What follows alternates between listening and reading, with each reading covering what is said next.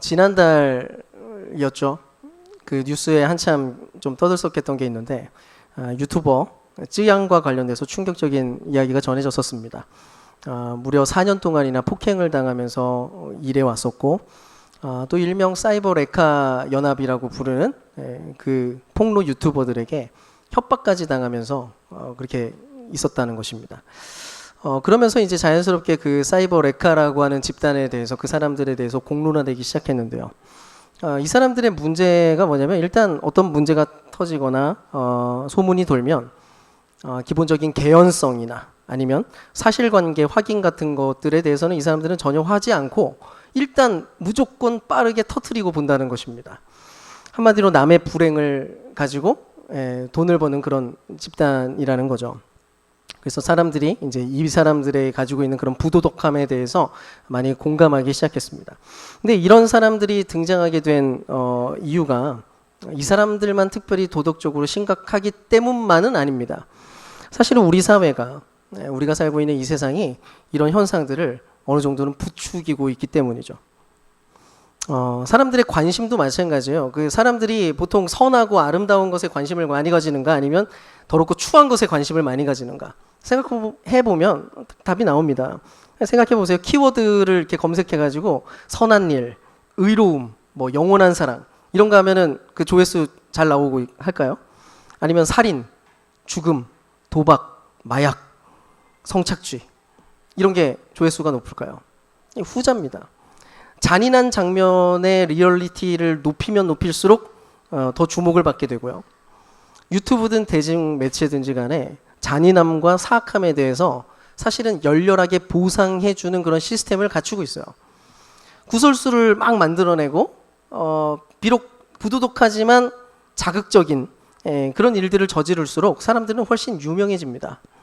그리고 그 유명해진 만큼 이제는 조회수에 따라서 그 돈으로 보상이 일어나게 되죠. 반대로 의롭고 선한 사람들, 좀 본받을 만한 사람들에 대한 이야기는 우리가 굳이 찾아 나서지 않으면 사실 발견을 못할 정도입니다. 그게 우리가 살고 있는 세상이에요. 이 세상은 그렇게 구조적으로 그렇게 세팅되어 있습니다. 진짜 본질적이고 아름답고 선하다라고 여겨지는 것에 대해서는 충분한 보상이 이루어지지 않고 반대로 주변적이고 화려한 일들에는 훨씬 더 이상할 만큼 너무나 과도한 보상들이 따라오는 것을 우리가 목격한다는 것입니다. 그러면 이제 그럼 그리스도인들은요? 그리스도인들, 예수님 안에 있고 그리스도를 믿고 따라가고 있는 사람들의 인생은 이런 시스템과 이런 현실에서 조금 예외되거나 벗어날 수 있는 그런 가능성이 있습니까? 아니요, 똑같습니다. 하나님과 깊고 친밀한 대화의 시간을 나누는 것에 대해서 누가 알아줍니까? 하나님과 은밀한 관계 안에서 그분을 주목하고 그분의 임재를 실제로 누리고 있는 일들을 아무도 몰라줍니다. 근데 화려하게 나팔 부는 집회나 봉사는 신문에 실립니다. 나팔 불면 좋은 교회라고 소문이 납니다. 한 사람을 붙들고 사랑해주고 기도해주고 격려해주는 그런 수고나 자기 인격을 절제하고 선한 일을 위해서 자기의 내면들을 다듬어 나가는 일들에 대해서는 누구도 주목해주거나 여기에 대해서 보상을 내어주지 않아요. 근데 크고 화려한 건물이나 유명인들을 앞세운 행사들은 반드시 주목을 끌게 됩니다. 그래서 우리 안에 늘 순간순간 작동하는 유혹이 그거예요. 우리가 본질을 추구하면 할수록 옳은 것이 무엇인지를 알면 알수록 계속해서 유혹이 옵니다. 이게 대체 무슨 의미가 있어? 이렇게 해서 뭐 어쩌려고? 대충 하자. 적당히 하자. 인생 뭐 있나? 남들 하는 것만큼 하면 되지. 다 저렇게 하고 있는데 저 정도 그냥 붙으면 되지. 그 환멸감이 옵니다. 그리고 바로 그 내용 덕분에 기독교가 현재 딱 이 수준에 머물렀습니다. 정의가 발견되지 않고 사랑이 식어가고 그리스도를 따르기 때문에 나타나는 그리스도인들만의 독특한 라이프 스타일이 발견되지 않는 일이 벌어지는 거예요. 그리스도인들과 예수를 믿지 않는 사람들의 사고방식이 별로 차이가 없습니다. 성을 대하는 방식, 돈을 대하는 방식, 돈을 버는 방식이나 돈을 쓰는 방식이나 이웃에 대한 태도나 내 자녀에 대한 태도, 내 자녀의 교육에 대한 문제에 대한 개념까지 그냥 똑같습니다. 그들의 사고방식이나 그리스도인의 사고방식이 똑같다고요. 이유가 뭐예요? 깨어진 세상이 만들어 놓은 거대한 흐름이 있는데 그 흐름에 올라타가지고 그냥 사는 게 우리에게는 너무 그냥 자연스럽고 편한 겁니다. 이거를 거스르려고 하면 이게 너무 불편한 거예요.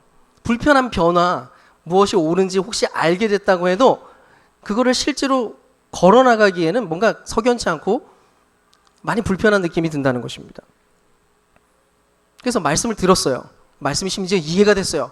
은혜가 됐는데도, 그래서 무엇이 옳은지를 알게 되었는데도 변화된 삶을 실질적으로 살아가는 그런 모양의 분투하는 그리스도인들은 이 시대에 찾아보기가 너무 어렵게 되어버렸습니다.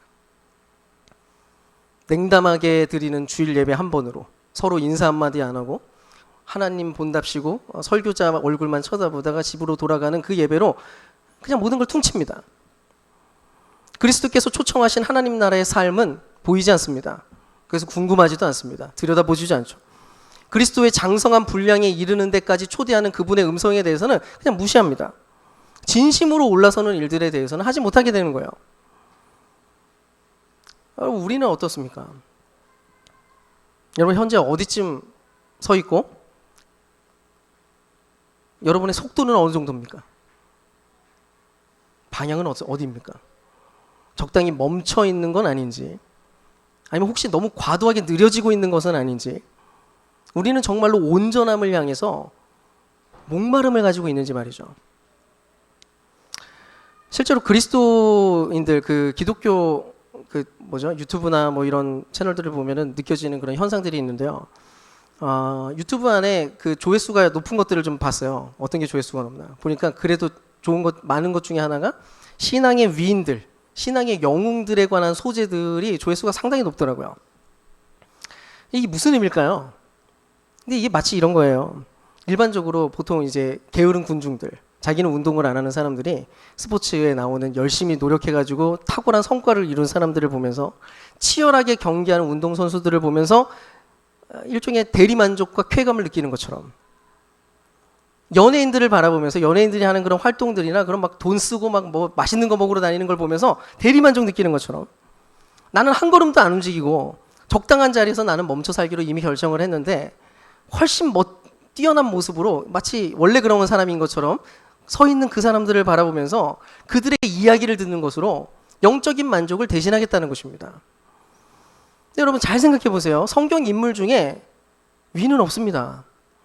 그건 성경이 굉장히 의도하고 있는 바예요. 아브람, 얼마나 거짓말을 잘하는지 몰라요. 자기 아내를 2번이나 누이라고 속이죠. 야곱은 그 아버지 그 아들이라고 속이는 속임수의 달인이었고, 모세는 살인에 불평이 많았던 사람입니다.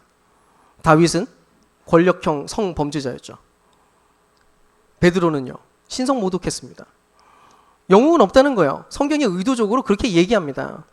아무리 존경하는 누군가라고 해도 한낱 진흙으로 빚은 한 인간에 불과하다고, 연약한 인간에 불과하다는 거죠.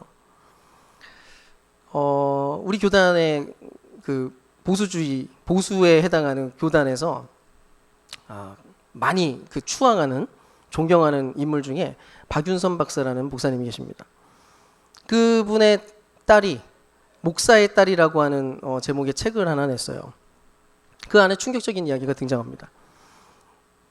그토록 존경받던 주회가이자 설교가이자 또 가난한 신학생들을 위해서 자기의 것을 막 내어주고까지 했던, 너무나 아름다운 모습을 보여줬던 그 미담들이 막 많은 그런 영웅이, 그 딸의 증언에 의하면 집에서는 어머니를, 그러니까 아내를 하대하고 너무나 자주 구타했다는 것입니다.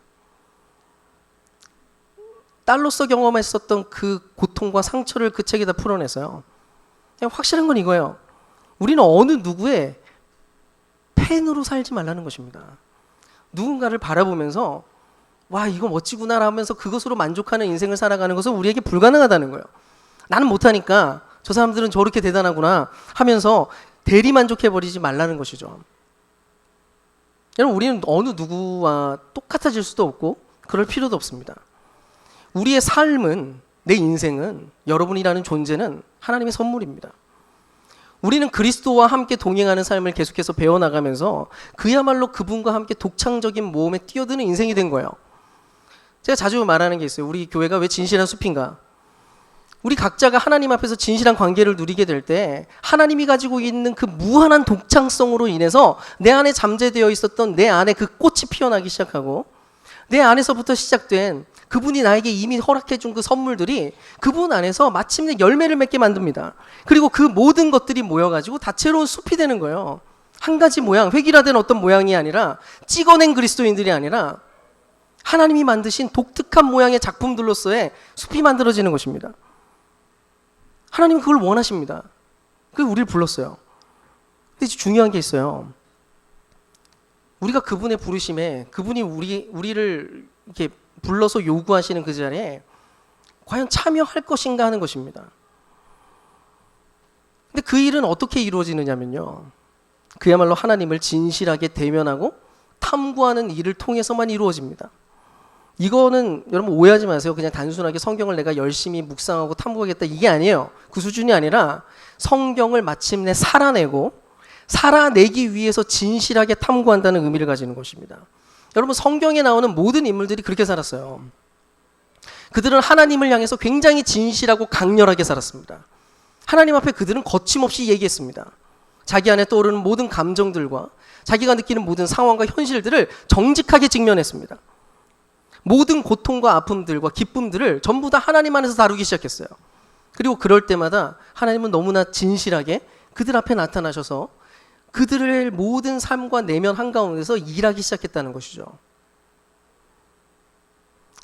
우리가 그런 면에서 한동안 그런 삶에 거침없이 뛰어든 인물, 아주 극명하게 그런 인생을 살아냈던 예레미야를 우리가 보려고 합니다. 이 사람은 두 가지 역설적인 특징을 갖고 있어요. 첫 번째가 뭐냐면 이거예요. 탁월함을 향한 열정과 추구함이 있었습니다. 이 탁월함이 뭐냐면 단순하게 그 어떤 스펙이나 기술이나 어떤 능력 이런 얘기가 아니에요. 하나님이 원래 인간을 향해 가지고 있었던 그 존재적 본래적인 탁월성을 얘기합니다. 하나님을 닮은 형상, 그분의 형상이라고 말할 수도 있어요. 그분의 성품을 닮은 그런 모습, 그런 지혜, 덕스러운 모든 태도들과 관련된 그런 탁월함입니다. 한편으로는 온전함이라고 말할 수도 있고요. 그리스도를 닮는다라고 표현할 수도 있습니다. 실제로 이 추구함 때문에 예레미야 안에는 상당한 탁월성이 발견돼요. 예레미야를 보시면 정의와 사랑이 넘치는 매력적인 인간이었습니다. 그의 인생과 그의 말투와 그가 사람들을 대하는 태도들을 보세요. 사역을 할 때도 그 사역 자체가 진실하고 온전한 모양을 갖고 있었습니다. 근데 예레미야가 가진 두 번째 특징이 있는데 그는 탁월성을 추구했는데 그 탁월성과는 별개로 인간적인 성취나 결과에 대해서는 철저하게 무관심했다는 거예요. 실제로 예레미야의 인생과 사역 안에서 어떤 종류의 성과나 부흥이 발견되지 않습니다. 부흥이 없어요. 사역자가 이렇게 진실하고 이렇게 탁월하면 하나님께서 막 능력을 부어주셔가지고 막 부흥이 일어나고 뭔가 역사가 일어나고 형통함이라고 말할 만한 어떤 현상들이 나타나야 될 것 같잖아요. 보통 그런 얘기들 많이 하니까.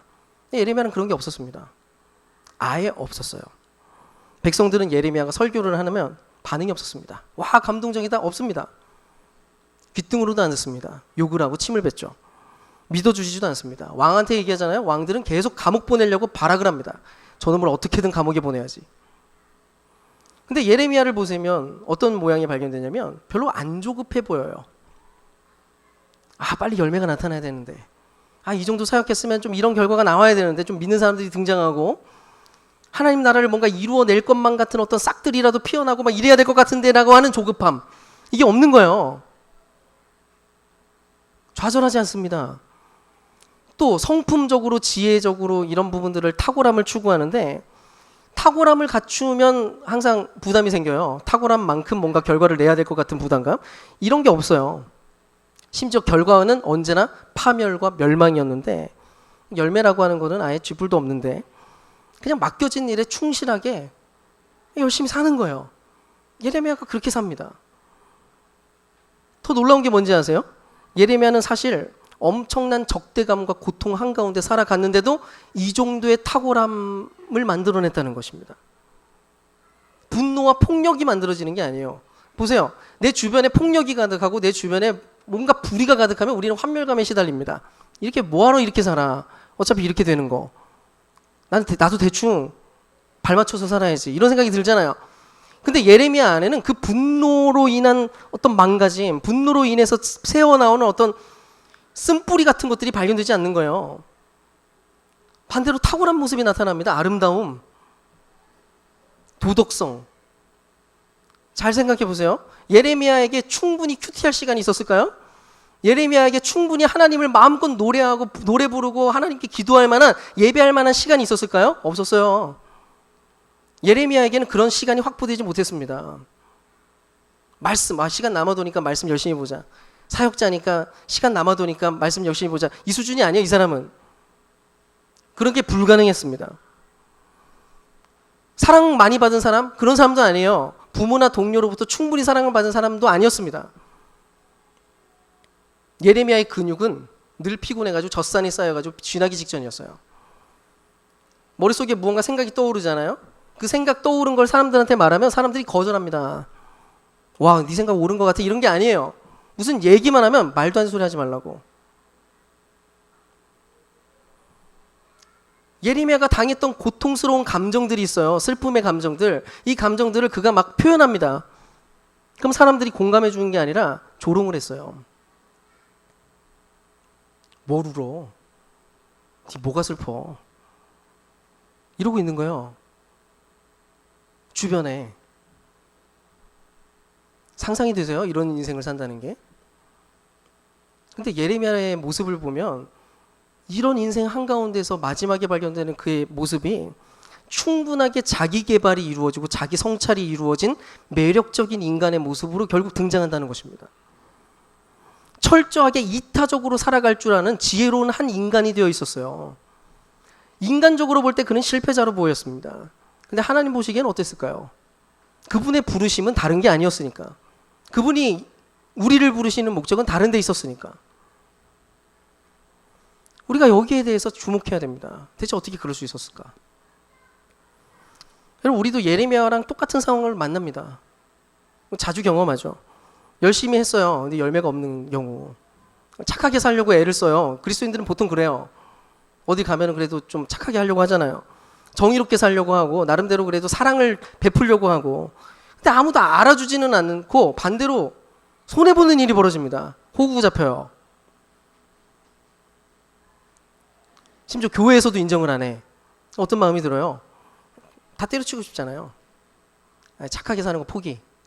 용서? 포기. 성품을 기르는 거? 포기. 여러분, 예레미야도 안 그랬겠습니까? 그런 마음이 안 들었겠어요?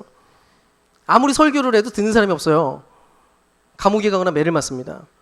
그 상황 한가운데 오늘 우리가 읽었던 12장 1절에 한탄을 합니다. 이렇게 얘기해요. 주님, 제가 주님과 변론할 때마다 언제나 주님이 옳으셨습니다. 그러므로 주님께 공정성 문제 한 가지를 여쭙겠습니다. 어찌하여 악인들이 형통하며 배신자들이 모두 잘되기만 합니까? 이 안에 모든 게 담겨 있어요. 이 환멸감이. 못해 먹겠습니다. 왜 이 모양입니까? 이건 너무하지 않습니까? 예레미야가 지금 하나님 앞에 던진 이 질문은 진실한 질문이었습니다. 그분 앞에서 속이고 아닌 척하고 내 마음은 이미 무너져 있는데 아닌 척하고 내뱉는 그런 고상한 얘기가 아니었어요. 진실하게 얘기합니다.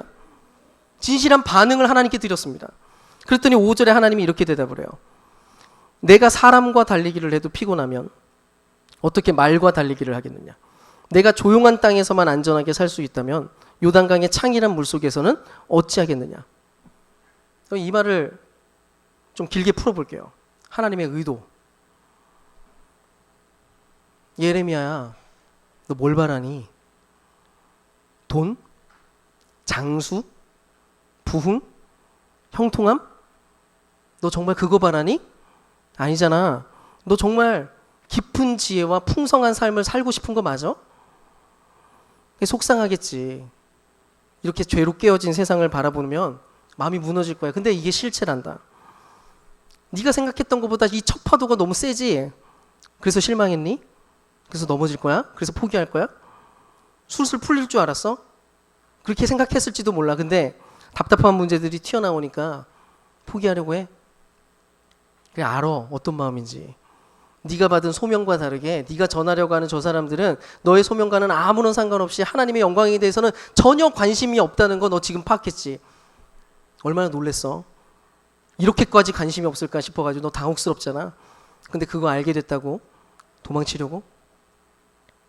얘야, 너 용감해져야 돼. 다시 기억하렴. 나는 너를 최고의 삶을 살게 하려고 불렀단다. 나의 의를 추구하고 나의 형상을 마침내 닮은 탁월함을 누리는 자리에 너를 세우기 위해서 나는 불렀어. 나는 너를 나처럼 되게 만들려고 불렀어. 나의 온전함과 같이 너도 완전하게 만드는 것을 보게 만들려고. 근데 그걸 너뿐만이 아니라 결국 이스라엘 전체를 그렇게 만들려고. 그래, 힘들겠지. 적당히 남들처럼 비슷하게 살아가는 게 그게 훨씬 쉬워 보일 거야. 근데 그게 더 나은 삶이 될 수는 없어. 저 방식이 쉽기는 해도 절대로 그런 방식으로는 깊고 탁월한 인생이 될 수는 없고 영원한 삶이 되지는 못할 거니까. 난 너한테 분명히 약속했다. 나는 너를 향해서 엄청난 목적을 갖고 있어. 너는 내 자녀, 내 상속자가 될 거라고. 그래서 그 일을 위해서 너에게 내 모든 능력을 준다고 했잖아. 내가 나의 능력으로 너를 반드시 그 자리에 세우겠다고 했잖아. 근데 첫 번째 난관이 왔다고 해서 그만두려고 하는 거야? 아직 진짜 경주는 시작도 안 했어. 나는 너를 사람들과 달리기 하다가 그냥 끝날 존재로 부른 게 아니라고. 나는 너와 함께, 네가 나와 함께 저 말들과 달리기를 해도 될 만큼 엄청난 빠르기로, 엄청난 능력으로 마침내 달리게 하기 위해서 너를 불렀어. 잘 생각하렴. 너 적당히 발 질질 끌고 다니는 저 군중들과 함께 똑같은 속도로 걷다가 끝날 거냐? 아니면 저 높은 곳에서 나와 함께 영원토록 달려갈 거냐? 귀한 성도 여러분, 하나님은 예레미야와 우리에게 이 도전을 하십니다. 그리고 질문하십니다. 실제로 우리는 인생 한가운데서 그 하나님의 형상이라는 그리스도를 닮는 존재라고 하는 그 탁월함에서 끊임없이 후퇴하고 싶은 그런 마음이 계속해서 올라올 겁니다. 위험한 도전은 좀 피하고, 그런 도전은 좀 피해주고, 믿음의 퇴보를 경험하거나 믿음이 머물러 있거나 이런 순간들을 우리가 계속해서 맞이하곤 해요. 우리 스스로에 대해서 최소한으로 나를 정의해버리는 거죠. 나는 딱 이 수준이야. 그리스도인이 어느 정도 성장해요. 근데 조금 성장하고 나면은 이런 마음이 드는 거야. 이 정도면 됐지. 내 그릇은 이 정도야. 내가 무슨 그리스도를 닮아가. 성경이 말하는 이 얘기는 좀 너무 심한 거지. 그냥 말이 그렇다는 거겠지. 말도 안 되고 이 정도만 변해도 나는 꽤 괜찮은 사람 된 거 아니야? 충분하지, 뭘 더 바래. 내가 무슨 하나님의 일에 참여를 해. 주일 예배 적당히 참여하고 봉사 몇 개 하고 그럼 되지. 또 그뿐이에요? 교회에 대해서도 마찬가지입니다. 어차피 교회는 다 똑같아. 어디 돌아다녀도 교회는 다 똑같아. 이렇게 얘기하죠. 이상적인 교회를 너무 이상적인 얘기할 필요 없어. 어쩔 수 없으니까 그냥 이렇게 사는 거지. 사람 안 변해. 설교한다고 사람 변하는 줄 알아? 그냥 다 그러려니 하면서 사는 거지. 이런 얘기들이 난무합니다. 이 세상에는 끊임없이 냉소주의가 흘러요. 누군가가 얘기해요. 나는 좀 더 의미 있게 살고 싶어. 나는 그리스도인답게 살고 싶어. 나는 하나님이 기뻐하는 자녀가 되고 싶어. 참된 교회로 살고 싶어. 이러면 흙탕물을 뿌립니다. 냉소주의자들이. 적당히 해. 유난 떨지 좀 마. 교회가 다 똑같이. 니네 교회만 뭐 특별해?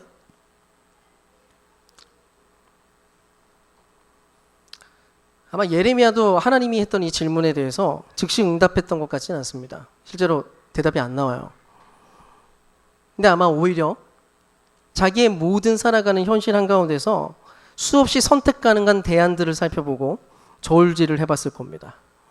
망설임과 고민과 궁리 한가운데서 결국 결정한 거죠. 예레미야는 말이 아니라 행동으로, 인생 자체로 주님이 던진 이 물음에 대답했습니다. 그 대답이 성경에 따로 기록되지는 않았어요. 근데 그의 행동을 보면 그 대답은 분명합니다. 내 주님, 저는 주님과 함께 말과 함께 뛰어가겠습니다. 당신을 닮은 그 자리, 마침내 그리스도의 온전하심과 같이 내가 온전해지는 그 자리에 그분의 영광을, 당신의 영광을 드러내는 자리에 내가 서고야 말 겁니다. 여러분, 부디 우리 안에 예레미야와 같은 이 용기가 있기를 축복합니다. 여러분, 우리가 이 깨어진 세상 한가운데에서 그리스도인답게 그리스도인으로 살아간다는 것은 여러분 용기 없이 불가능해요. 거짓으로 위협하고 있는 이 세상 한가운데서 어떻게 우리가 용기도 없이 진실하게 살아가고 누군가를 용서하고 십자가를 지면서 살아가는 그런 일들을 우리가 선택할 수 있겠어요? 문제는 이거죠. 그럼 과연 어떻게 그럼 용기를 얻을까? 용기가 없는데. 확실한 게 있어요. 감사한 일이기도 해요. 용기가 우리 용기 가집시다 라고 외치고 마인드 컨트롤을 해가지고 얻을 수 있는 것이 아니라는 것입니다. 여호수아 1장 5절에서 6절 말씀 한번 같이 보겠습니다.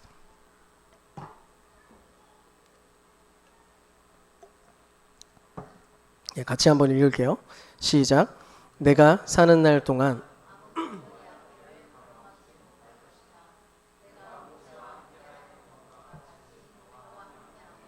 너를 떠나지 아니하며 버리지 아니하겠다.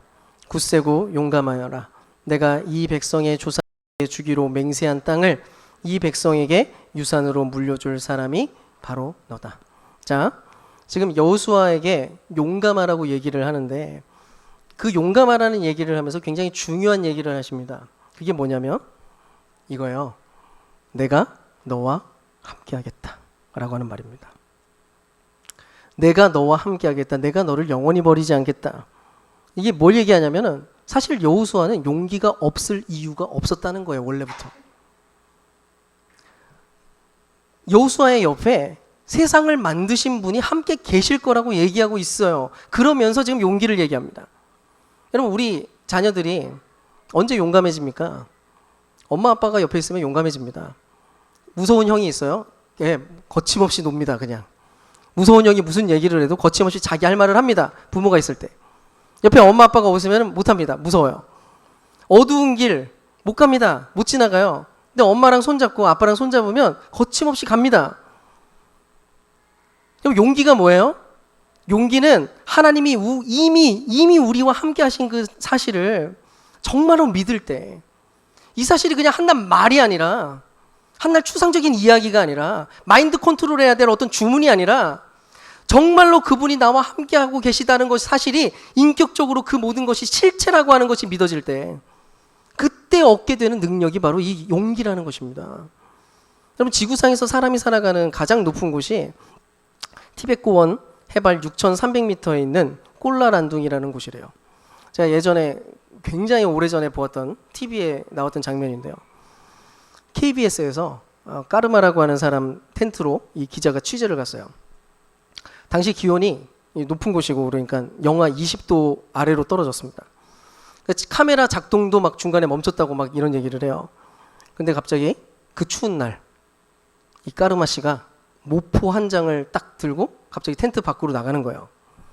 기자가 벌벌 떨면서 막 추워가지고 까르마에게 물었습니다. 어디 가세요?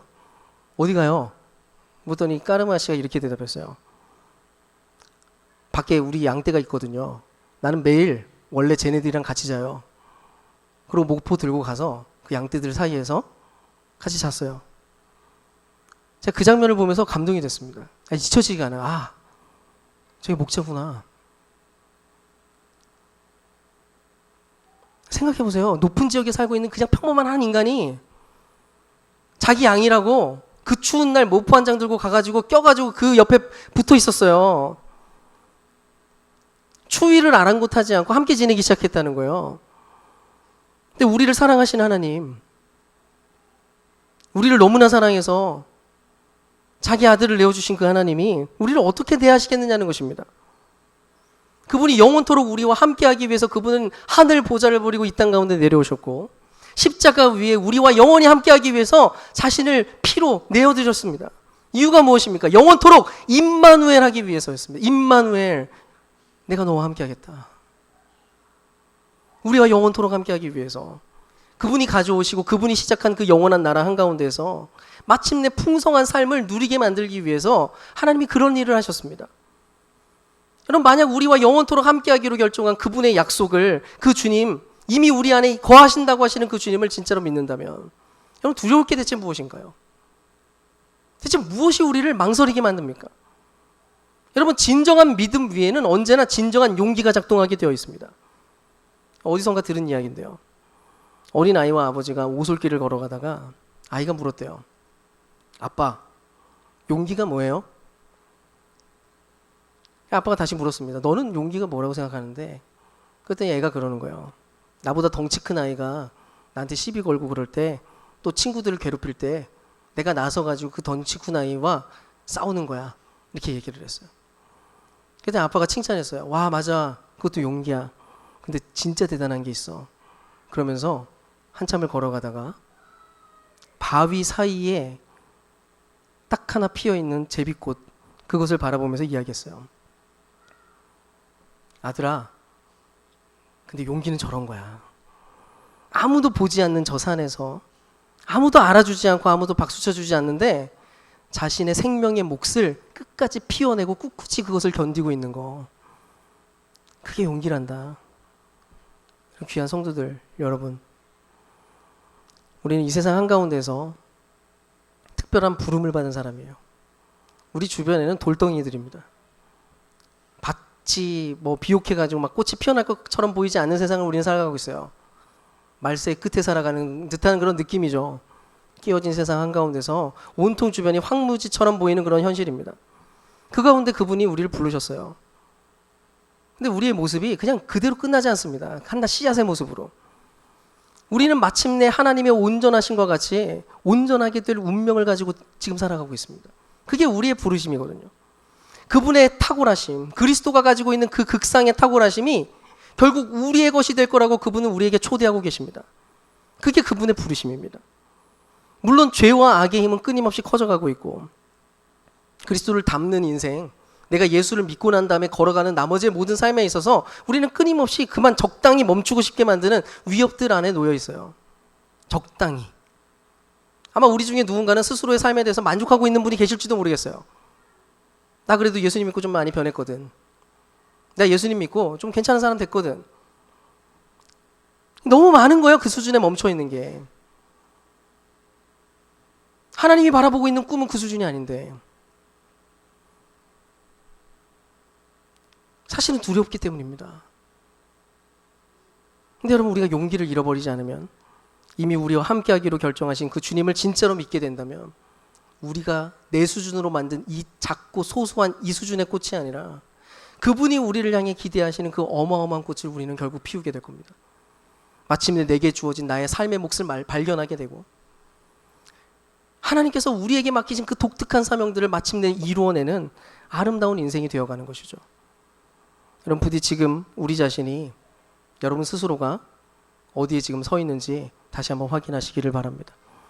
어떤 고민 속에 있으십니까? 어떤 흔들림 가운데 있습니까? 그것이 어떤 것이든지 간에 하나님 앞에 진실한 대화로, 진실한 응답으로 나아가시고 영원토록 우리와 함께 하시기로 결정한 그분의 행동과 약속을 믿고 다시 용기를 가지고 아름다움에 참여해 나가는 그런 저와 여러분 될 수 있기를 주님의 이름으로 축원드립니다. 우리 같이 함께 찬양 드리겠습니다.